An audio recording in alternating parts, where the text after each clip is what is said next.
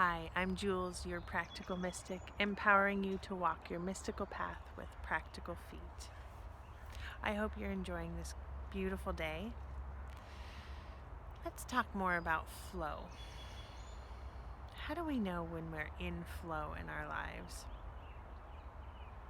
Well, if we pay attention to the signs and symbols, we'll notice patterns. Maybe the same messages come up a few times. A word or a phrase or a place or a person might keep coming up, keep presenting itself as a way, as a sign to follow that.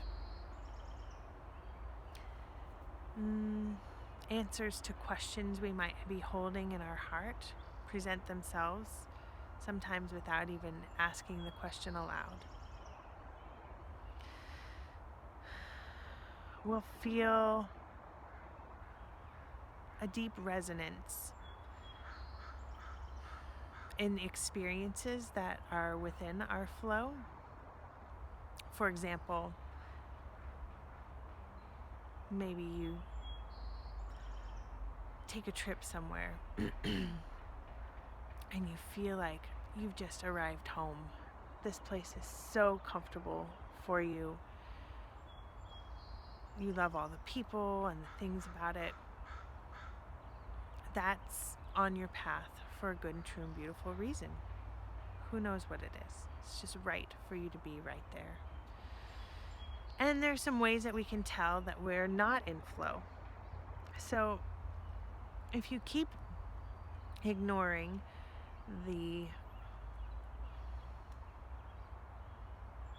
your soul calling out, if you keep ignoring or running from the wisdom of your allies and ancestors, we'll start to feel disjointed and disconnected in many ways.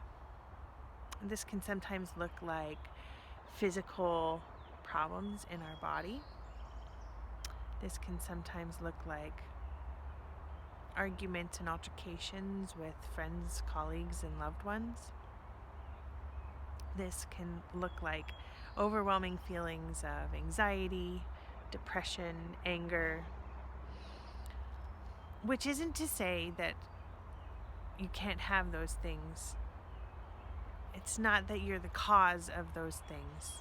So let's just rid ourselves of that judgment. But these are some ways in which we can look at our lives and say, oh, something's trying to get my attention. I see a lot of clients who have recently been in car accidents or have had fires burn down their homes or massive wake-up calls like that. A lovely woman I talked to recently was talking about her experience with being diagnosed with cancer, and she said amidst her grief and sadness around the diagnosis, she said, well, this is really a wake-up call. And she had all these ideas. Nobody had to tell her per se, but it was like all these ideas of how to shift out of it, how to move past that passive victim mentality into an empowered, I'm going to do something about this mentality.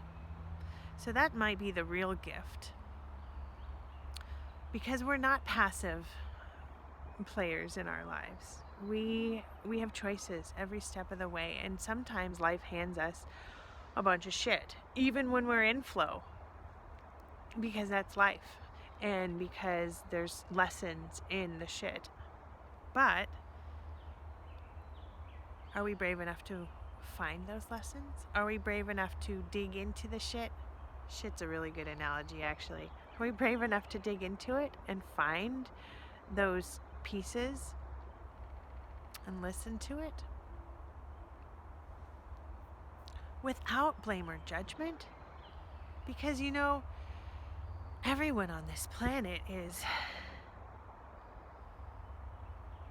just doing the best that they can. They're doing the best that they can with the tools that they have. And so are we. So, are you going to listen to those signs and symbols, the knocking on your door? Are you going to listen? Are we going to find those nuggets of beauty, of truth in the hard times?